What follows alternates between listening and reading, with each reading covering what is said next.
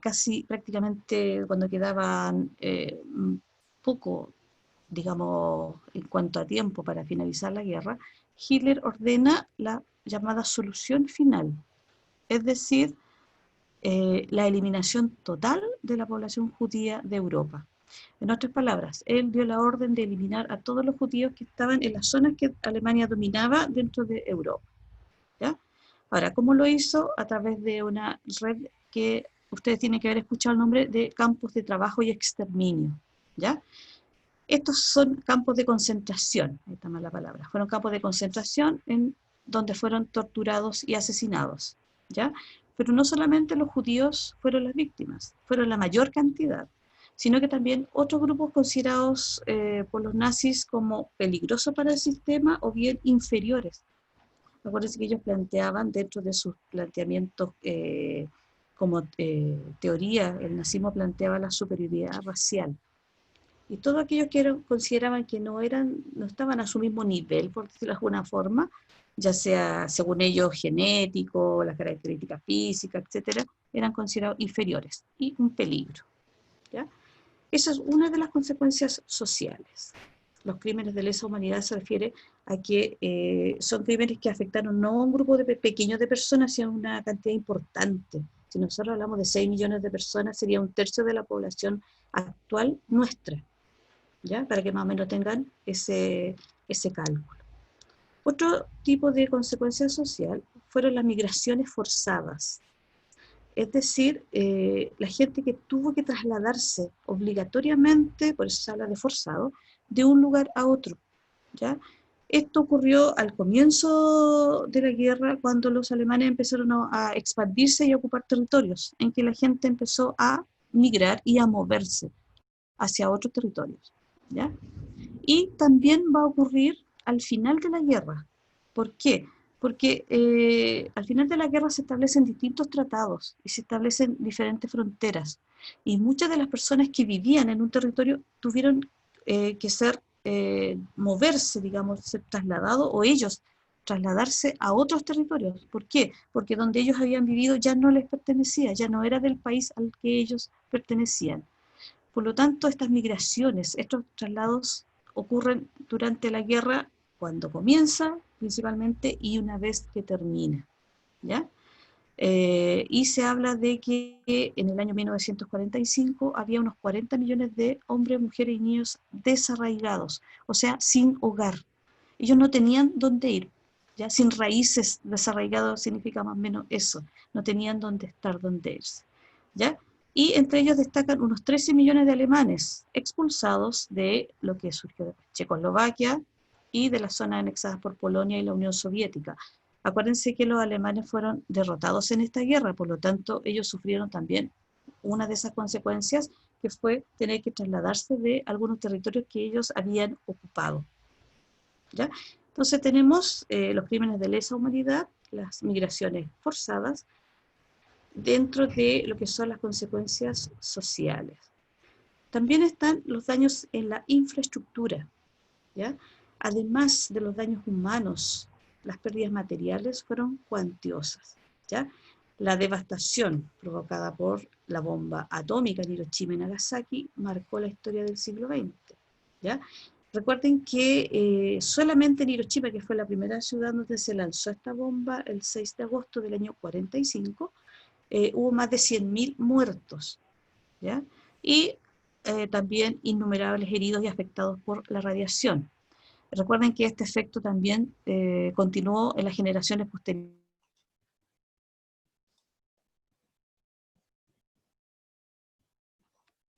Profesora, no la escuchamos. El daño, me refiero cuando hablamos de infraestructura, el daño en los edificios, las construcciones. Entonces, hablábamos de que eso afectó a ciudades de Europa, a Japón, pero destacamos fundamentalmente Hiroshima y Nagasaki, producto del lanzamiento de estas dos bombas atómicas, ¿ya? De una población de 250.000 personas en Hiroshima, 100.000 murieron, ¿ya? Imagínense ahí la proporción. Entonces, y si estas personas murieron, también recuerden que quedaron personas con daños posteriores. ¿Mm? Y las ciudades totalmente destruidas. Ahora, si la ciudad es destruida, no solamente los edificios son destruidos, sino que también todo lo que significa el sistema de comunicaciones, las vías terrestres, las conexiones telefónicas, radiales, etc. Entonces, también eso es muy importante y que no estaba funcionando, ¿ya? Eh, los campos agrícolas, la industria, tampoco estaba produciendo. Entonces, y la agricultura tiene un rol fundamental. ¿Por qué? Porque si no produce la agricultura no hay alimentos, hay escasez de alimentos. Y después de esto viene, si no hay alimentos, una época de hambruna. Hay imágenes de la Segunda Guerra Mundial, de posterior a la Segunda Guerra Mundial, en que muchas personas tenían que alimentarse de lo que encontraran, de la basura, animales que circulaban y digamos, los faenaban, los faenaban para poder alimentarse. Esa es una época de hambruna en que no hay alimentos y que las personas buscan la manera de sobrevivir, subsistir. ¿Ya? Entonces, eso es uno de los daños y consecuencias graves, en este caso, de la Segunda Guerra Mundial, una consecuencia o un efecto social. Ahora, otra consecuencia tiene que ver con el punto de vista político. Y aquí van a ver, se habla de un nuevo orden mundial, ¿ya? Pero primero están, dentro de este nuevo orden están los cambios territoriales, ¿ya? En 1945 se realizaron las conferencias de Yalta y Potsdam, ¿ya? En las que los aliados decidieron cambios territoriales más importantes. Yalta es una ciudad que está en lo que hoy día es Ucrania. Eh, Antes Ucrania era una de las repúblicas de la Unión Soviética, ¿ya? Y en la zona de Crimea. Y Potsdam está en Alemania. Y ahí se juntaron los aliados para definir qué pasaba con los territorios, ¿ya? Y acá se va a señalar, por ejemplo, que Alemania va a estar dividido en 4 zonas de ocupación, ¿ya? Estas 4 zonas de ocupación van a estar, valga la redundancia, ocupadas por los países aliados vencedores. O sea, una zona para Francia, otra para Gran Bretaña, otra para Estados Unidos y otra para la Unión Soviética, ¿ya? Y lo mismo va a ocurrir con la ciudad de Berlín. Recuerden que Berlín era la capital de Alemania, ¿ya? O sea, Berlín va a estar dividido en 4 y Alemania en total va a estar dividida en 4. Ahora, la ciudad de Berlín queda en la zona ocupada por la Unión Soviética, ¿ya? Es decir, va a ser como un enclave dentro de lo que es la zona ocupada por la Unión Soviética, va a estar Berlín adentro. Y también va a estar dividido en 4, ¿ya?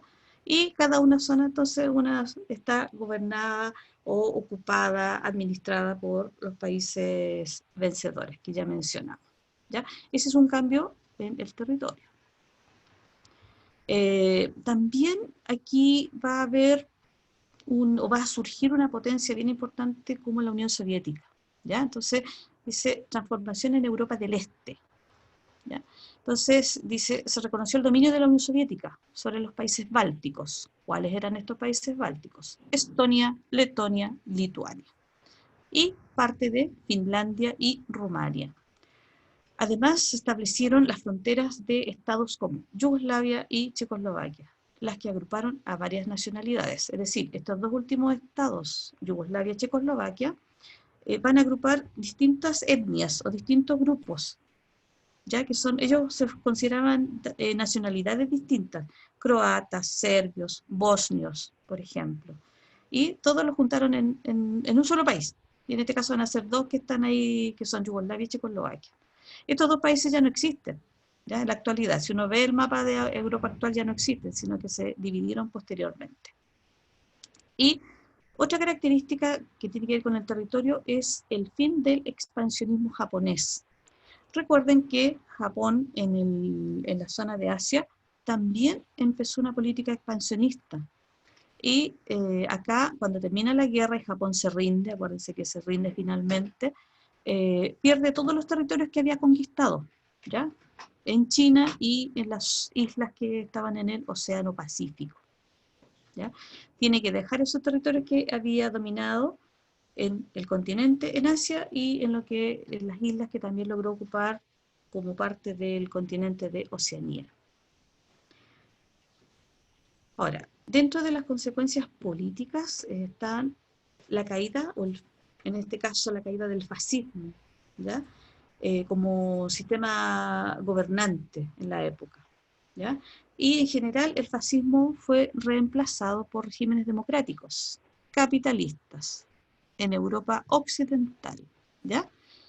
Y en Japón también, Japón resulta prácticamente destruido, entonces fundamentalmente esas dos ciudades que mencionamos, y eh, estos sistemas van a ser impuestos y reemplazados, elegidos, apoyados por los Estados Unidos, ¿ya? O sea, Estados Unidos va a apoyar todo lo que es las organizaciones de Europa occidental y Japón. De hecho, Japón, Estados Unidos toma la idea de reconstruirlo por los daños que habían provocado ellos a través de la bomba atómica, de las dos bombas atómicas. Surgen los regímenes comunistas, ¿ya? En Europa Oriental. Después vamos a ver un mapa, vamos a explicar ahí cuál es Europa Oriental y Occidental, ¿ya? En Europa Oriental se impusieron regímenes comunistas que quedaron bajo la influencia de la Unión Soviética. O sea, Europa quedó dividida prácticamente, Europa Occidental bajo el dominio de Estados Unidos y Europa Oriental bajo el dominio y la influencia de la Unión Soviética. ¿Mm? Y otro proceso político que también va a empezar a ocurrir es la descolonización. O sea, continentes como África y Asia, que ustedes recuerdan, tenían muchas colonias. Acuérdense, colonias, los territorios dominados por potencias europeas en África eran muchísimos. Habían como 2 territorios que eran independientes, el resto estaba dominado por los ingleses, por belgas, por Francia, españoles, portugueses, alemanes, o sea, prácticamente los países europeos tenían todo ocupado. Entonces se inicia un proceso de descolonización, o sea, se comienzan a desintegrar los imperios coloniales que habían sido instaurados por las potencias europeas desde el siglo XIX. Recuerden que en 1815 hubo un congreso en Viena en que los países de Europa, las potencias europeas, tomaron el mapa y prácticamente se dividieron África y algunos territorios de Asia, pero fundamentalmente África. Entonces aquí ya empieza a haber un proceso de descolonización, es decir, los territorios europeos de África empiezan a independizarse de las potencias que los habían dominado. A eso se habla de descolonización. Ya. Están también las transformaciones económicas, ¿ya? Dice, el fin del conflicto mostró un paisaje de ruina en aquellas regiones que fueron escenarios de la guerra. En ellas las ciudades, los campos, las industrias habían sido destruidos, además de las enormes deudas que los países habían contraído. ¿Ya? Eso por un lado. En cambio, Estados Unidos se había beneficiado económicamente con la guerra, ¿ya? ¿Por qué? Porque ellos eran los que producían las armas, ellos eran los que tenían los recursos, y en su territorio, al margen de algunos territorios en Oceanía, en su territorio continental, en América, no habían sufrido efectos de la guerra, ¿ya? Por lo tanto, Estados Unidos se ve beneficiado y crea un programa que se le llamó Plan Marshall en el año 1948, es decir, 3 años después que termina la guerra, se crea el Plan Marshall. Dice, por medio del cual entregaba créditos a los estados europeos para estimular su recuperación económica. ¿Mm? O sea, Estados Unidos, para que los europeos empiecen su reconstrucción, ya su recuperación después de la guerra, les entrega créditos. ¿Ya? Créditos que Estados Unidos entregaba a cambio, obviamente, de una lealtad que tenían que mantener hacia los Estados Unidos, pensando en Europa Occidental. ¿Ya? ¿Por qué? Porque recuerden que en la otra mitad de Europa estaba la influencia de la Unión Soviética, ¿ya? Que ya con lo que nosotros ya vamos a llamar Guerra Fría empiezan a enfrentarse. Entonces, al principio nosotros decíamos que se había configurado un nuevo orden, ¿ya? Entonces, este nuevo orden, ¿a qué se refiere? A que decae decaen las potencias europeas y surgen dos nuevas superpotencias en esa época, los Estados Unidos y la Unión Soviética. ¿Ya? Estas dos potencias entonces van a surgir producto de lo que ocurrió acá en la Segunda Guerra Mundial. ¿Ya? Y a eso se le llama el nuevo orden. Orden que va a durar más o menos hasta los años 90, en que, bueno, el 89 cae el muro de Berlín, y ya empiezan a haber cambios, y 90, 91 ya desaparece la Unión Soviética, y por lo tanto desaparece todo este sistema que se le llamó en general la Guerra Fría. ¿Ya? Entonces, otra, digamos, consecuencia fue la búsqueda de la paz. ¿Ya? Dice, después de los horrores vividos en la guerra, hubo acuerdo en la necesidad de buscar y garantizar la paz. ¿Ya? Con este objetivo se creó una nueva organización internacional que reemplazaría a la Sociedad de las Naciones, y la que estuvieran representados todos los países con el fin de evitar una nueva guerra. ¿Ya? Así, la Organización de las Naciones Unidas comenzó a consolidar las bases de un sistema de relaciones internacionales que se mantienen hasta la actualidad. ¿Mm? Y la ONU surge en 1945 en la ciudad de San Francisco, en Estados Unidos. Fueron 51 países los que firmaron la Carta de las Naciones Unidas, ¿ya? Y en la actualidad la sede está en Nueva York, y hay 193 países, estados soberanos, y suman más o menos 197, ¿ya? Los integrantes de las Naciones Unidas. Entonces, acá es bien importante el elemento que significan las Naciones Unidas. ¿Por qué? Porque la idea es evitar una nueva guerra, evitar un nuevo conflicto. Después de la Segunda Guerra Mundial han habido otras guerras en distintos sectores, en distintos lugares del mundo, ¿ya? Pero una guerra a nivel, digamos, planetario, no ha habido hasta ahora, y esperemos que no ocurra. Entonces, la ONU tiene ese uno de sus objetivos fundamentales, es evitar un nuevo conflicto en el mundo. Ojalá evitar todos los conflictos, pero nosotros sabemos que han habido otras guerras bien puntuales en distintos lugares del planeta, pero un conflicto a nivel planetario como lo fue la Segunda Guerra no ocurrió. ¿Ya? No ha ocurrido. Entonces, las Naciones Unidas tienen un rol bien importante. ¿Ya? Aquí hay unas imágenes que tienen que ver con las consecuencias sociales, económicas, la búsqueda de la paz. Los niños, la infancia perdida. Se habla de los niños de esta época, acuérdense que estamos hablando de los años 39 al 45, 1939, 1945, la infancia, la niñez que no tuvieron todas estas generaciones de niños que vivieron ya sea en Europa, en Asia, incluso en donde se realizó la guerra en Oceanía, en África, en los mismos Estados Unidos. ¿Ya? Entonces, es un hecho bien, bien importante que nosotros no debemos olvidar, ¿ya? Y en todas las guerras, los niños siempre son los que se sienten más afectados. No viven la infancia que debe vivir un niño. ¿Mm? Los desplazados, la gente que tuvo que irse del lugar donde vivía, desplazarse, ya sea huyendo de un conflicto o bien escapando porque los territorios ya no les pertenecían, ya no era su vivienda, sus lugares de origen ya habían desaparecido y eran de otros países. Entonces tuvieron que trasladarse y moverse a través de Europa y desplazarse. ¿Ya? Aquí también es bien importante, por ejemplo, fue creado el Estado de Israel, que no existía antes, pero fue creado producto de todo también este conflicto. Los campos de concentración, recuerden que eran campos de trabajo forzados, donde estaban los que estaban en condiciones de trabajar, y también los campos de exterminio. La palabra lo dice, el exterminio, las cámaras de gases, los distintos sistemas. Recuerden que llegaron a la cámara de gas porque era un sistema más eficiente para eliminar gente. También están todos los experimentos que se hacían en estos campos, ¿ya?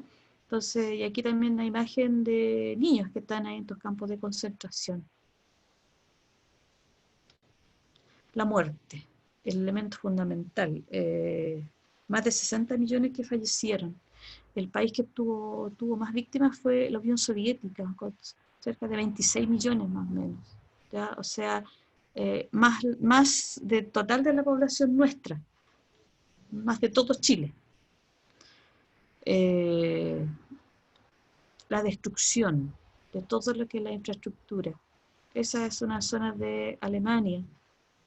Entonces, también todo esto es, o sea, todo hay que reconstruirlo, todo, desde la mentalidad, la psicología, todas las personas prácticamente y todo lo material. Aquí la bomba atómica y sus daños. Aquí es una de las imágenes que quedan, prácticamente no quedó nada.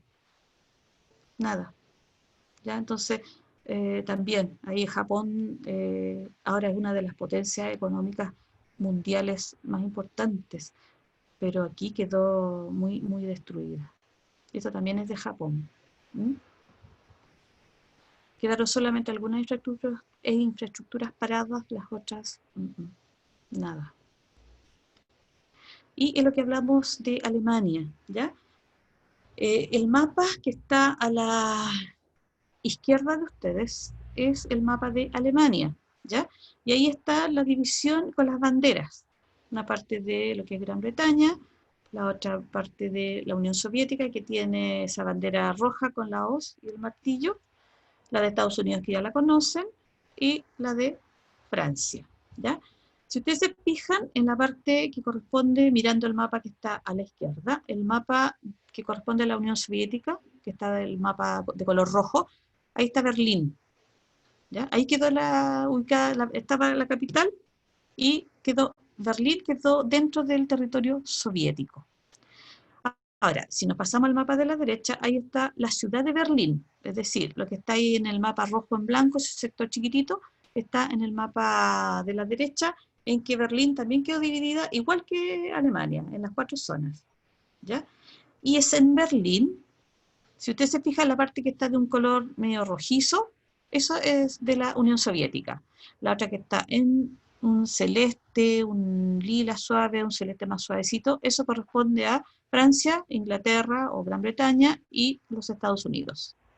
El muro de Berlín se va a construir dividiendo estas zonas. Me refiero a que el muro de Berlín se construye mucho después, ¿ya? En el año 61. Ahí recién se empiezan a construir las primeras alambradas de este muro. Y va a dividir la zona que aquí aparece en tono rosado, en tono rojizo, del resto, ¿ya? Y la gente no podía pasar, tenía prohibido pasar desde lo que es la zona roja o rosada, no sé, un color medio palo rosa ahí. Hacia las otras no podían pasar. ¿Sí? Ahí estaba estrictamente prohibido. Y de la otra zona tampoco podían pasar, pero no porque se los prohibiera la autoridad, sino que las autoridades soviéticas no los dejaban entrar, ¿ya? Y este muro se construye el año 61 y el año 89, en noviembre más o menos del 89, nosotros a través de las noticias nos enteramos, yo me enteré que el muro se podía cruzar, ¿ya? Un hecho histórico. Esto, acuérdense que es producto de todo lo que son las consecuencias de la Segunda Guerra y de que Alemania resultó derrotada. Y para evitar que Alemania volviera a empezar otra guerra, se tomaron estas medidas. En la actualidad, Alemania es una sola. Se unieron, porque después de esto se formaron 2 Alemanias y se unieron las 2 Alemanias. Y en la actualidad hay una sola Alemania, ¿ya? Si alguien me pregunta, a la Alemania, la República Democrática, es la que está en color rojo en el mapa de la izquierda. Y la otra Alemania, la federal, es la que se unió con los territorios dominados o controlados por Inglaterra, por Francia y por los Estados Unidos. ¿Ya?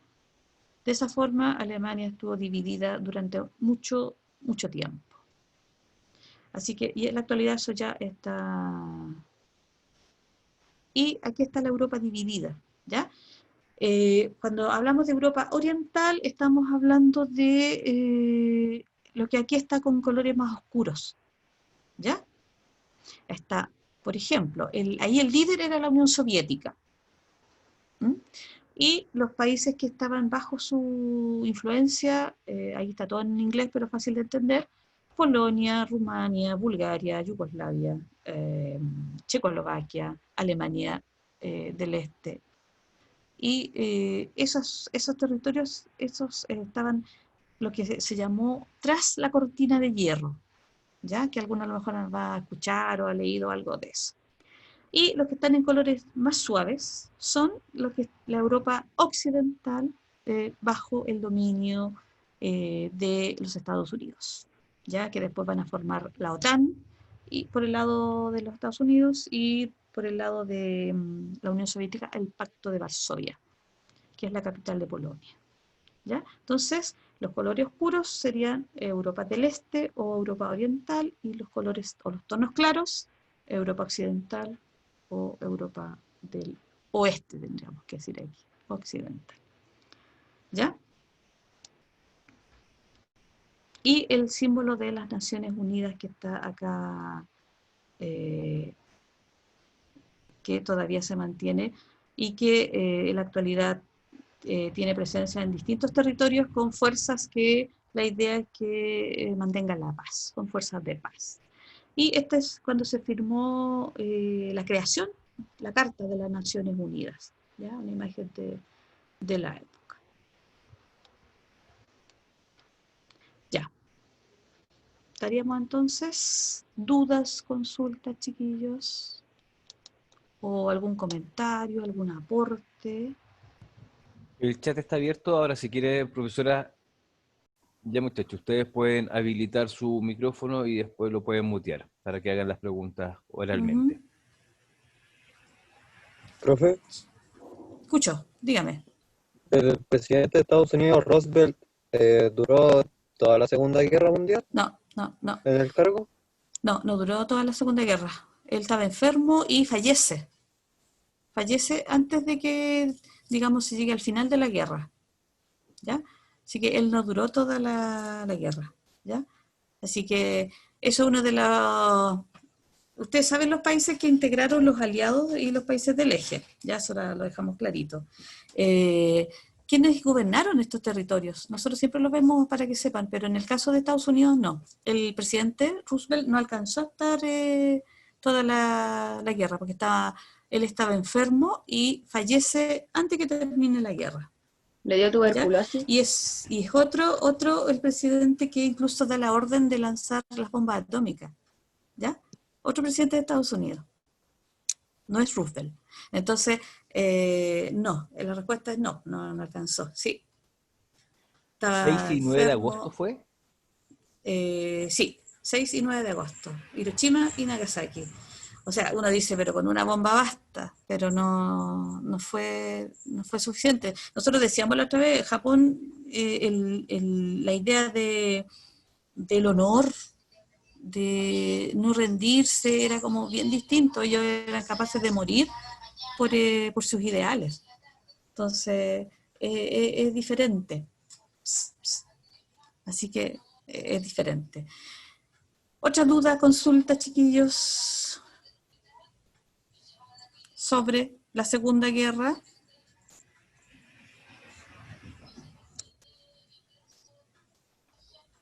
¿O comentario? El otro día me preguntaban de películas. Acuérdense que de la Segunda Guerra hay muchas películas, hay hartos documentales en que uno puede ver muchas cosas, imágenes. Yo busqué algunas. Si uno busca, sale cualquier cantidad de información, ¿ya? Y de repente uno se autocensura nomás con algunas imágenes, sobre todo de los campos de concentración, ¿ya? Por eso se habla de que una de las guerras más crueles, ¿ya? Por el daño que produjo, por la cantidad de muertes, ¿ya? Etcétera. Profe, yo tengo Dígame. no me acuerdo dónde lo escuché, ¿Mm? pero creo que en una de estas guerras, creo que fue la primera o la segunda, no me acuerdo, ¿Mm? pero parece que en Navidad los alemanes con los estadounidenses se pusieron a jugar fútbol en la nieve, no sé, una cuestión así era, pero Ya. Es que lo que pasa, eh, sí, dime, hubo como una cuestión así. como un cese al fuego. Mira, normalmente en las guerras hacen un cese al fuego en algunas fechas, en algunos momentos, ¿ya? Hay mucho mito también, ¿eh? Pero normalmente las guerras sí se hacen, en fechas determinadas se hace un cese al fuego digamos, para negociar, o distintas razones, pero se hacen ceses al fuego. Pero eso también tienen un punto final y empiezan de nuevo los ataques y todo lo demás, ¿ya?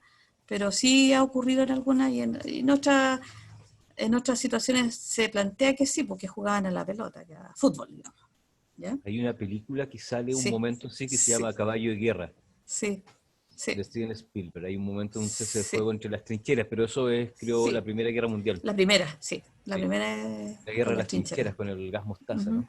ujú. ¿Alguna duda más? Un aporte, un comentario. ¿Nada más, chillos? Vamos, muchachos, ¿algún aporte, Ya. algo entretenido?